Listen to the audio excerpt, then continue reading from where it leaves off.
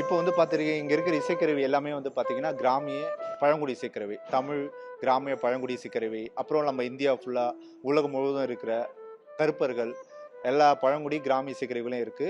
எங்க ஆதி கலைக்கோல்ல வந்து இந்த இன்ஸ்ட்ருமெண்ட்ட வந்து நான் ஷோகேஸ் பண்ண வந்திருக்கேன். ஆதி கலைக்கோல் என்னன்னு சொன்னேன்னா, ஒரு வார்த்தையோட அழகா சொன்னேன்னா, நம்ம கலைகள வந்து அ அழியாம பாதுகாப்பாக கரை சேர்க்கிறது தான் ஒரு ஆதி கலைக்கோல்.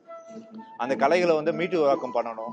அந்த கலைகளுக்கும் அந்த கலைஞர்களுக்கும் வந்து வாழ்வாதாரம் கொடுத்து நம்ம தமிழ் கலைகளை வந்து முன்னிறுத்தணும். ஒட்டுமொத்த கலைகளும் நடனங்களும் இசைகளும் இசைக்கருவிகளும் அதுதான் ஆதி கலைகளுடைய முழு நோக்கமே.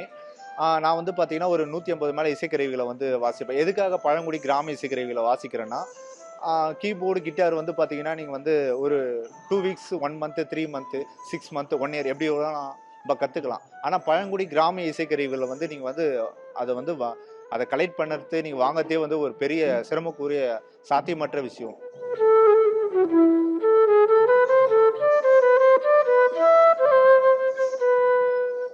இந்த இசைக்கருவி வந்து பார்த்தீங்கன்னா மகுடி. இந்த மகுடி செய்யணும்னா வந்து இருளர் பழங்குடி இசைக்கருவி. மகுடி செய்யணும்னா சொரக்காய் தேவை. சொரக்காய் தேவைன்னா நம்ம விவசாயம் பண்ணாதான்.